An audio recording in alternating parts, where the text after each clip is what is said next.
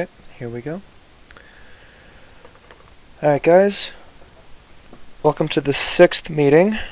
It does not look like Kyle will be able to make it. I don't know why I expected him. I think, I was kind of just hoping he was going to be here for every meeting. But we definitely have to be able to do this without him. So let's go ahead and go forward. First slide here. So I have just a quick reminder of what everyone's doing. Can everybody give me a quick update on how everything's going? Right now, I'm doing the cross compilation, but I'm kind of having trouble because, I don't think I'm connecting to the Raspberry Pi. I'm getting lost connection. Okay. Um, can you explain in a bit more detail? I'm trying to get a picture of what's going on. Oh, is it possible for me to share screen too? Sure. Actually, do you think we can wait until after I've Yeah, run into the presentation? Yeah, and then we'll hop on and we'll try and figure that out. yeah. Anyone else got any updates? Yeah, I got everything downloaded, and I was really trying to. Sebastian and I actually were both trying to get our QT or our Qt linked up with VS Visual Studios, and we just couldn't get it. Like we watched hours of YouTube just trying to figure it out, and we for some reason we just weren't having it work.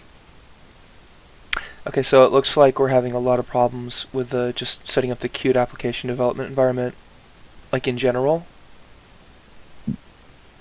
Yeah, but once I was realizing that like I probably wasn't gonna get Qt and Visual Studio linked up, I just started kind of looking at stuff on Qt, like just looking at like scroll bars and stuff like that, and I have an idea of how it works, but I couldn't implement it yet. Okay. So would a good thing for me to do?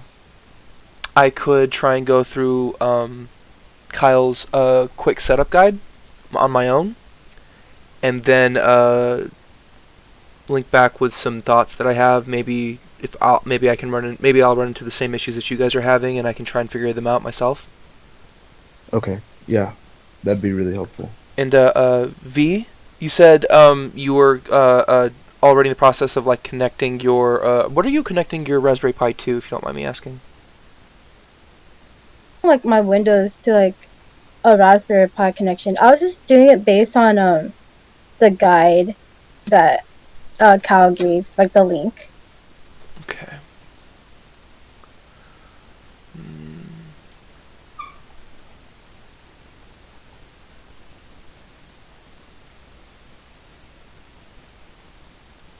Is the guide posted here in the Discord?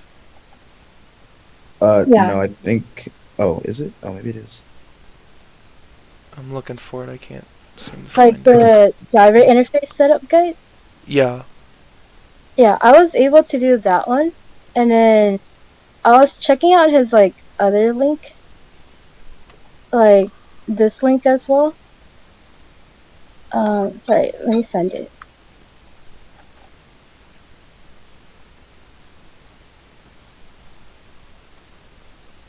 I'm not sure if we have to do this one. I'm pretty sure this one's like the cross compiler.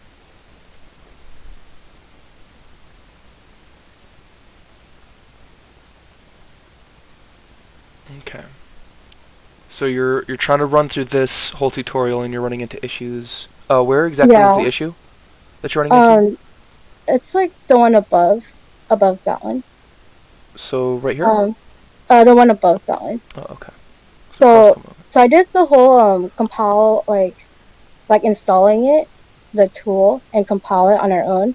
Okay. And then the issue I ran into was the when I tried to connect it to Raspberry Pi, it didn't work. Like the SSH. Um, Um, does it explain to you how to set up the SSH link or? yeah, no, it didn't. I don't think it Okay. explained to me about like the connecting to the Pi part. Okay, so I have connected remotely to a Linux system before using SSH. So I have like a rough idea of how it's supposed to look. I'm gonna have to figure that out before I can get back to you, but let me try and do it on my own real quick, and then Okay. I think I can help you out with this. This is something I've done before. It's just been a minute since I've done it. hmm Um, But I was able to do like the compile our own, like doing the cross compile and keep, oh, right? Like building it. Yeah, I was able to build it, but then just like running that part in the command shell didn't work for me okay. because of the SSH. Yeah, remote connection. Linux likes to boast that its remote connection is like one of the most um, attractive features of running a Linux distribution, which I definitely agree with. But like anything Linux, you have to be kind of an expert. So yeah, we'll definitely get that one figured out, and then we'll just move on forward. I feel like that's progress though, so you guys should definitely feel some pride that we are getting some stuff done.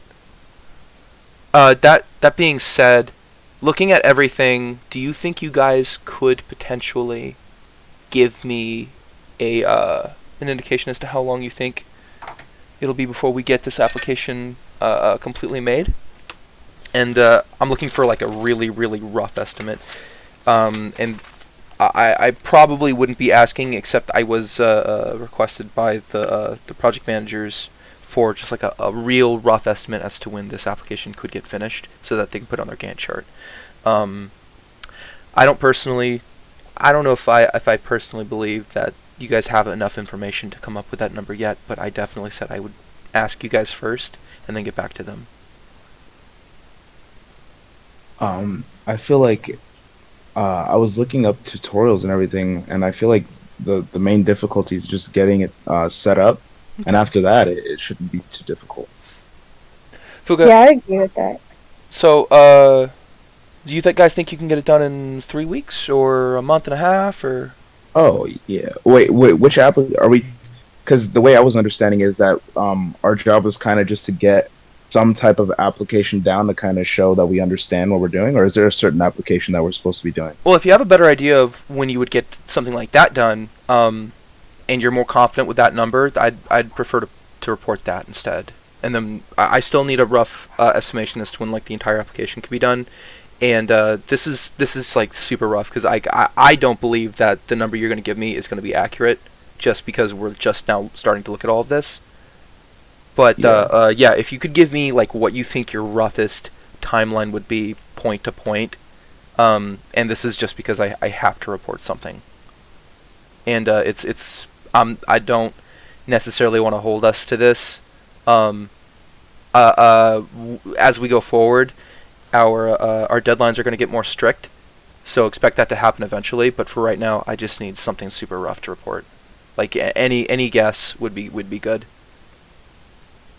Um.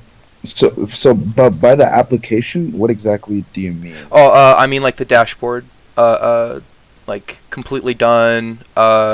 Getting something done that is just like a showcase that we can make cute applications, incorporating Oh, certain okay. like so for step one would be just making a bare bones cute application, correct? Okay, yeah, yeah. And Then then that. yeah, and then second step would be adding features on, and then eventually we're gonna get to a point where we've got the whole thing completed. Um, Okay. when do you guys think that those three points will happen if you're using like your most educated guesses? Um. Probably somewhere around like a month, like you were saying. Okay, so a month for the whole Um. application, or a month for like the first section? To have like uh, by the whole thing, like a whole dashboard. Yeah, I think it Okay. would take at least that. Just considering that I don't even have it set up yet. Yeah. Like fully Again, set up. again, I want to stress that this isn't like a hard date. This is just we're just looking at it and we're thinking and we think that it'll probably take this long. I really wouldn't worry about this too much right now. Going forward, we will have to get more solid pieces of information. This is more for me personally. I'm also going to be like slowly taking over like that judgment as well, because this is more of my responsibility than it is your guys's. But if you're looking at it and you're saying, oh, we can probably get it done in a month, for right now, that's what I'm going to report. When do you think you can get like your first basic version that proves that you can like work with this? I'm what do you hoping think? like by next week. By next week. Yeah, that's what I was thinking. But as of right now, I just want to like try to set this up like properly in order to work on it.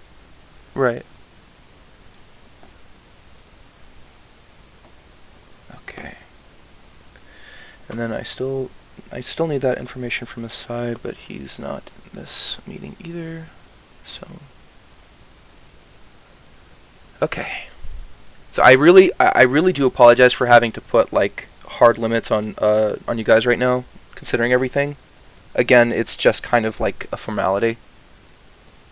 No problem. So I wouldn't worry about it. If you don't get it done in a month, that's totally fine. If you get it done like way before a month happens, that would be great. But you know, whatever we can get done, I'll be super happy with. Okay. Did I hear from Haley? Hello? Hi. Sorry, were you- my mic cuts out a lot. I was just experimenting more with the Arduino. Okay. So last time you kind of gave me like just very general instructions, like experiment with it, see what happens. But I was wondering if there's anything specific I needed to work on or research. There is something I do have something if you want. And I don't want to talk about it right now because it's towards the end of the presentation. Okay. But there I do have something for you. It might require you having some more parts, which may or may not be an issue. Hopefully we have the parts in the solarium, and I will. Let me make a note of that right now.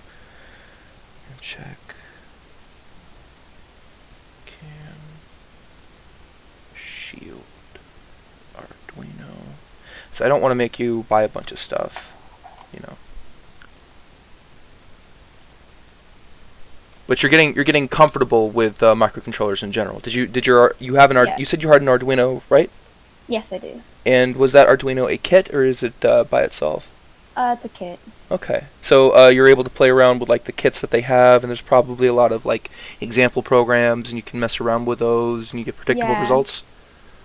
Yeah, that's what I've been doing. Okay. Well, that's exactly what I was hoping you were doing, and just getting really comfortable with that kind of thing is really all we can ask from you right now. And then we are going to actually ask you to do some stuff later on, but we'll get to that bridge when we get to that bridge, or we'll cross that bridge when we get to it.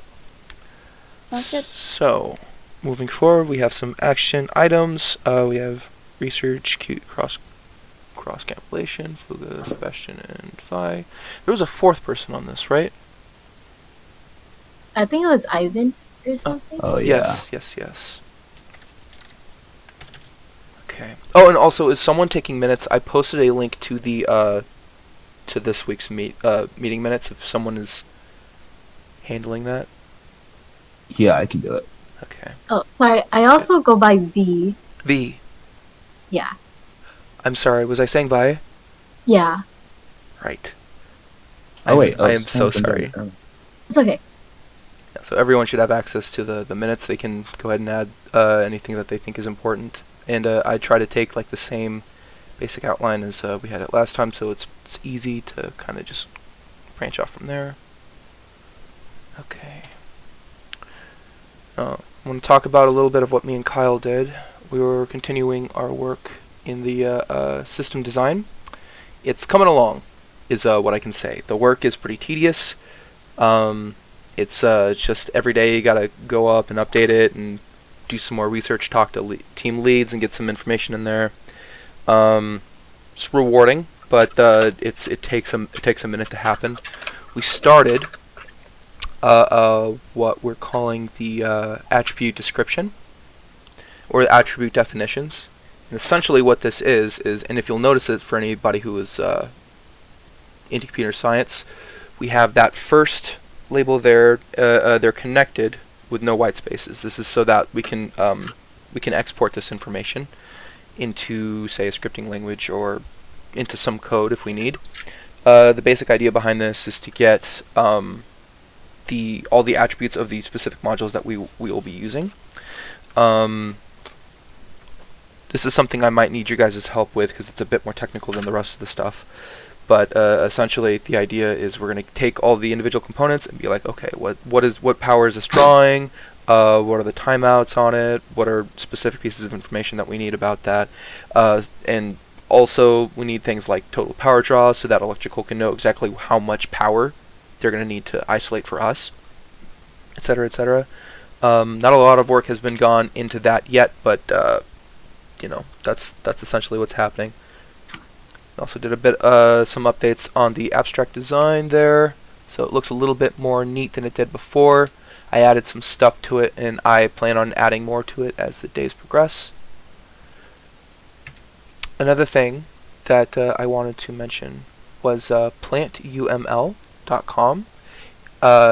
This is something that whenever you guys get a chance, I'd like for you to look at. This is essentially how we are basically recommending that we do our diagrams. So in our design processes, when we actually go into actually designing systems for this project, say for instance we have the Arduino and we want to be able to control the Arduino to activate some hazard lights or to activate a button if it receives some kind of information somewhere, we're going to need to be we're going to need to use diagrams to basically design how that is going to be implemented.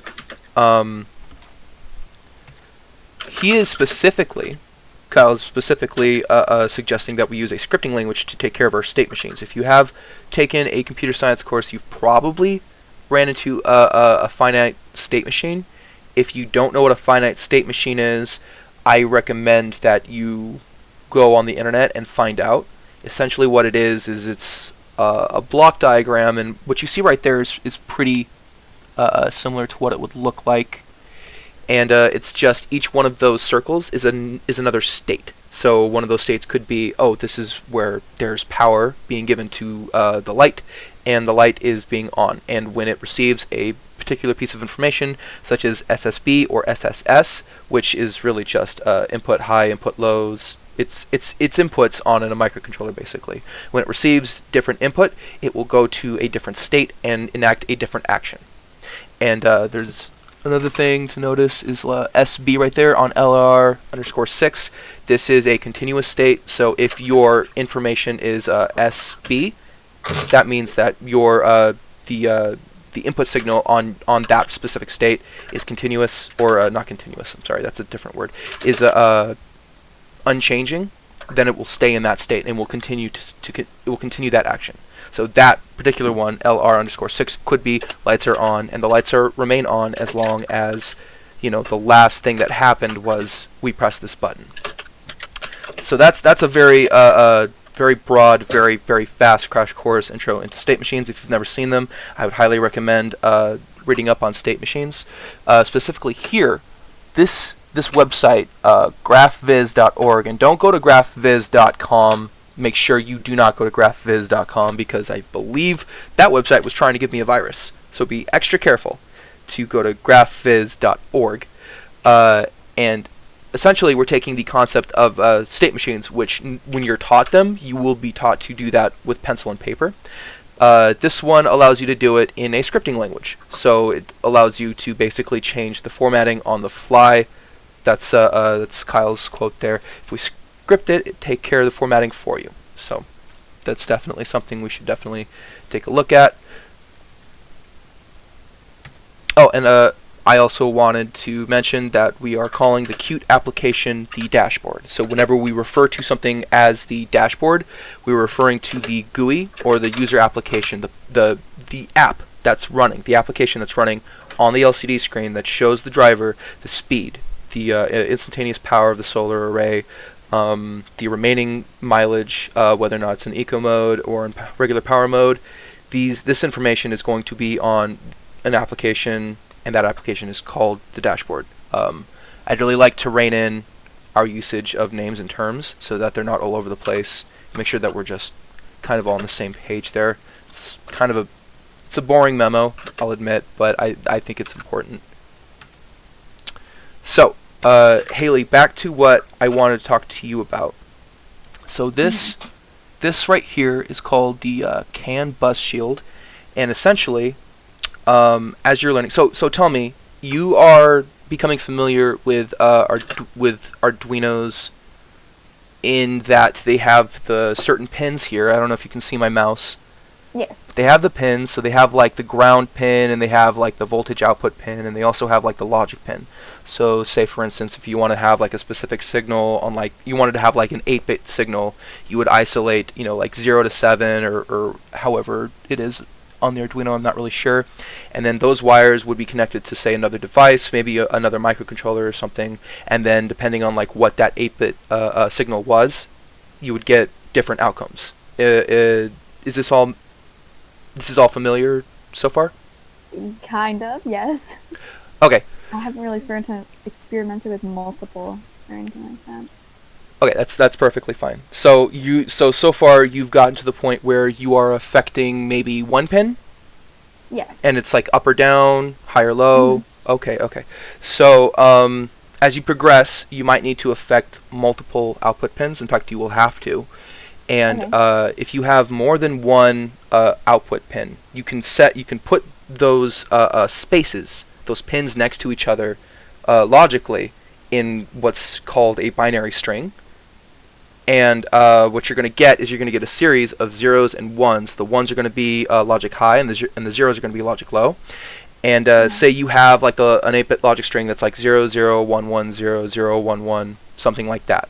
That means that those pins that are associated with those digits, the ones in that string, those will be active high and the zeros will be active low. That's what's called parallel communication. So if you want to send out an 8-bit signal, you send them all out at the same time on separate wires, so they're happening parallel to each other. Now, with the Arduinos that are going to be acting things such as the hazard buttons and the different knobs and twisters that we're going to be having, and the different pieces of information that we're going to be receiving. Say for instance, there's going to be a number of LEDs on the dash, or like in front of the driver, and some of these LEDs will go on if something bad has happened. Like say for instance, the battery is messing up, there's a fault in it, or it's overheated. The Arduino is going to need to be able to get that information. So we learn parallel communication first because it's easier, but in applications like this, we like to do something called serial communication, which means that we're communicating over a single wire, but we do it, we send out a signal of ones and zeros in one after the other. So that 00110011 signal would just be it would be low for like 2 cycles, high for 2 cycles, low for 2 cycles, and high for 2 cycles. Have I lost you yet? Not yet. Okay, so that's got to be timed, and that information is sent out over a wire, and then another microcontroller or another sensor will be able to receive that, and will be able to recognize it as the 8-bit string that it would have been if it was parallel communication. This is called serial communication, and there is a large number of serial communication protocols. They include SPI. UART is probably the first one you learn in your computer science courses. They also have USB and a couple others. For these purposes, we are using CAN, which is a Control Area Network. We have a residential CAN expert in a solar car. That's going to be Brittany Sampasa. She's the project manager right now. She's me and her are actually working with CAN on our senior design right now, and she's kind of taken on the role as like the expert CAN worker. So if I could get her to take some time to help you out with that later on when you've gotten to that level, I think this would be something. This is definitely something that we need somebody to do. And if you're looking for something to do, this is one of the more beneficial things I think we could probably get you to do. Yeah, I can work on that. My only real concern is that you're going to need to get the CAN bus shield, which would allow you to send and receive CAN signals. My hope is that we have them in the solarium, and that we can get that to you to work with. If not, we're going to have to figure this out, because I don't want you to buy a bunch of stuff and then you have a bunch of stuff. Okay. So I'm not going to ask you to buy anything. That's a line I'm not going to cross. Worst case scenario, I'll probably have to buy it and then I'll have it sent to you. Would that be something you'd be willing to do? Yeah. Okay, so we'll cross that bridge. If that's what we need to do, then that's what we'll need to do. But I want to make sure that we don't have access to a CAN bus shield right away, because I know that